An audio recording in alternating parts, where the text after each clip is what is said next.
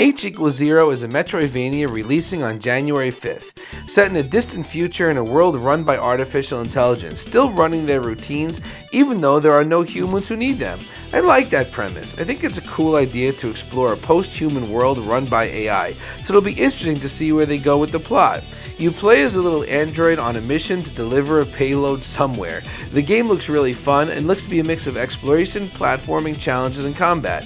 Your little mech looks like it could change into different forms for different powers, so it'll be cool to see how the game integrates that mechanic into its structure. Leon is a 2D platformer set to release on January 6th. It's a free game, and the store page says it should take about 20 minutes to finish. The main gameplay mechanic seems to be a jetpack. I always love a good platform with a jetpack. I think it leads the way to some really interesting play mechanics and fun platforming that you can't find in a standard platformer. It looks like a cute little game that I'm going to really enjoy. It's free and it's short, so I'm definitely excited to check out this one when it releases on January 6th. Evocreo looks to be a fun Pokemon clone set to release on January 7th.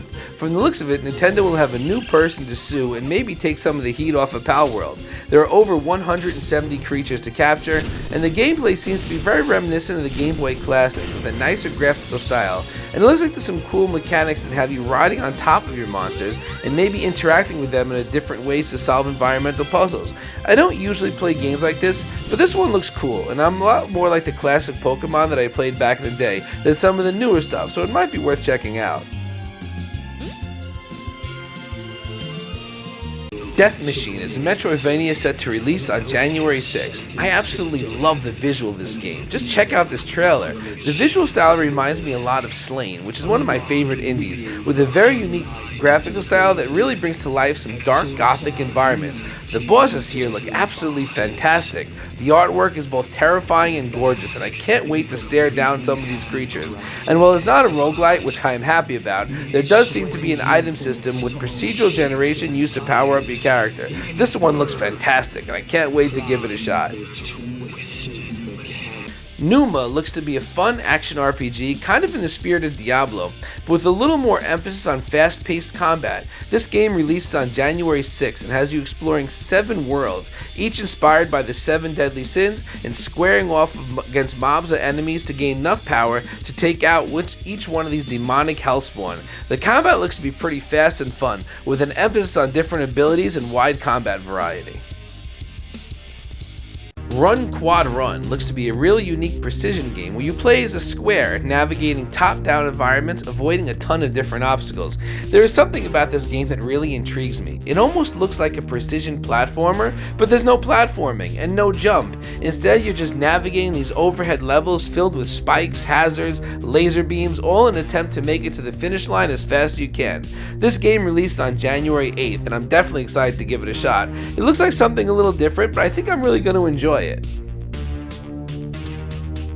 Blasten is a 2D action platformer set to release on January 8th. This is a game that is clearly inspired by Mega Man. The story seems silly and makes some references to Mega Man. One of the selling features on the store page is that it has no disappearing or reappearing blocks, which we all know is hands down the worst part of every Mega Man game. A game like this can go either way. The jokes could either land or fall totally flat, and the gameplay may risk just being a cheap knockoff of the Blue Bomber. Still, I'm always excited to play a new Mega Man style game, and since I still have to wait over a year for Dual Override, I'll definitely be checking this one out.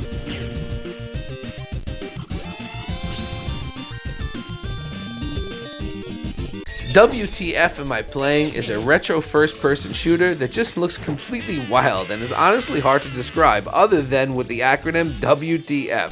The gameplay looks frantic but totally random. The trailer shows a scene where you're fighting a group of chickens with a wooden boxing glove, killing germs with a vaccine needle, and cutting up walking hamburgers with a meat cleaver.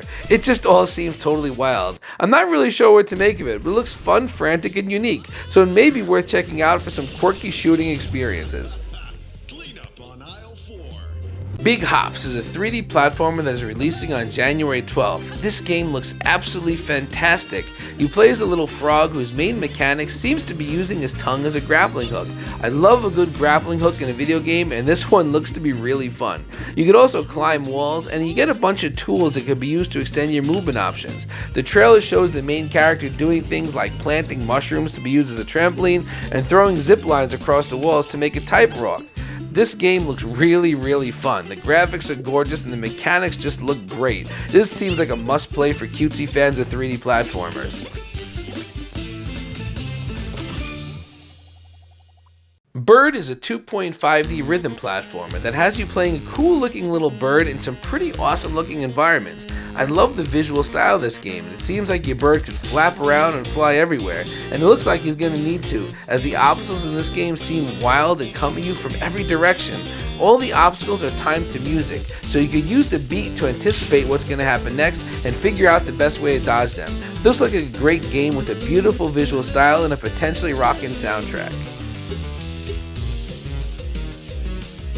Sebi 16 looks to be an indie multi-game in the vein of UFO 50. As the name implies, there are 16 different games in this package, built with reference to the Pico 8 system. They seem to really mix up the genres and include roguelites, platformers, puzzle games, and even a deck builder. While I doubt it's going to be as good as UFO 50, I always liked this concept, as a kid I was so intrigued by Action 52, and even though that game turned out to be total trash, it is cool to see modern developers take that concept and turn it into something good. So I'm excited to see what this one has to offer.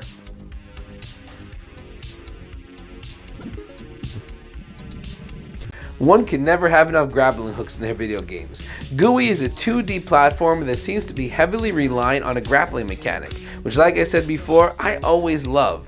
It releases on January 21st, and as you're playing as a green slime that is a science experiment come to life. His long, sticky hand can be used to grab walls and swing around 50 handcrafted levels.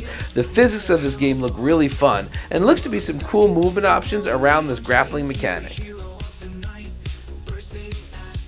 Valkyrie Saga is a 3D platformer very much inspired by the PlayStation 1, set to release on January 6.